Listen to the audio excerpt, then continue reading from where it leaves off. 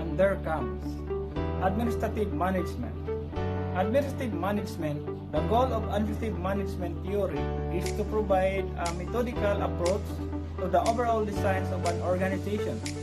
According to the notion, there should be a structure, a distinct division of labor, and a transfer of authority and power to administrators in accordance with their respective roles. Henry Fayol's theory of administrative management. Fayol is best known for developing 5 functions of managers and 14 principles of management, as well as for his belief that management can be taught to others. Functions. Fayol argued that managers need 5 managerial functions of they are to be successful. These are the planning, organizing, coordinating, commanding, and controlling. Management activities. First is planning. Managers need to look ahead and chart a course for organizations, and they also needed the organizational skills. The second is organizing. You need to select and arrange people in the best way possible. You needed to be in command. The third is command. That meant they were overseeing things. They need to lead and then stay out of the details. They need that big picture points of view. Coordination was another important of responsibility. The coordinations, they need to harmonize and facilitate the work between and among the different departments in their organizations. They also have to maintain control. And fifth is control. They were to ensure compliance on all those other areas like accounting, finance, technical, and quality control. These management activities get at the big picture ways that managers were going to be spending their time. The first is division of work. That's the task specialization. This is meant to increase productivity where each person got a very small task and they got good at it.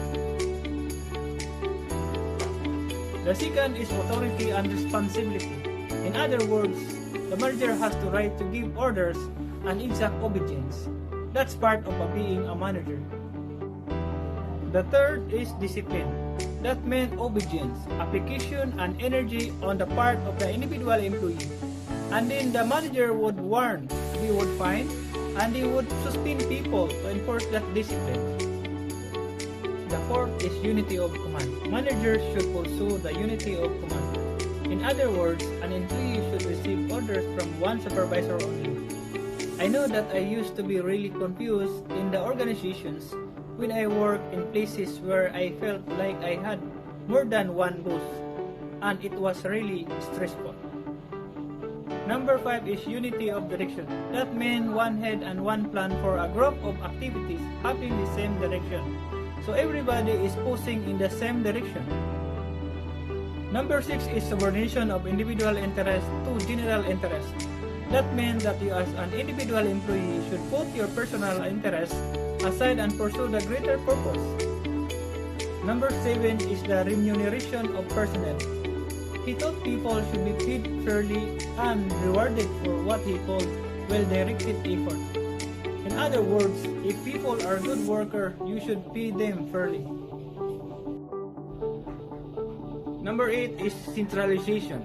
Fayol believed that it was up to the manager to figure out the right balance of that centralized decision-making versus decentralized or delegated decision-making and power.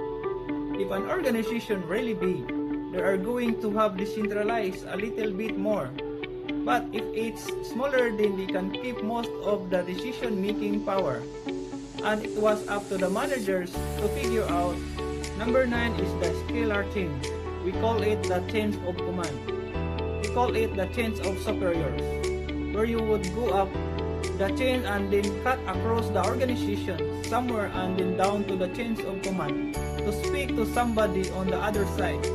Of course, Fayol believed in many cases it would be much more efficient to let people talk directly. And so as long as it's okay with the supervisors, he said that they could do that. Number 10 is order. That meant the right man in the right place. Of course, they all use the word man instead of people to form an effective social order. So you have to put people in the right place to get the best out of everybody. 11 is equity. He had a desire for equity and the equality of treatment when dealing with people. He saw this as the right combination of kindness and justice. Number 12, he believed in the stability of tenure and personnel. He wanted people to stay in their jobs when they were good at their jobs. He felt that was good for the organization. Number 13 is initiative. Managers should encourage and inspire the initiative of employees. In other words, if you have a lot of lazy people having around, it's partly the manager's responsibility to make sure they're inspired and taking initiative. 14. Esprit de corps. He wanted to establish unity and harmony in the organizations, and he saw that as the manager's job. So like I mentioned, Theo's book has a lot of less and end, a lot of categories, and really what his goal. It doesn't read like a narrative, like well-developed story. It reads like a beginning. He's laying a foundation for others to build on, which they did.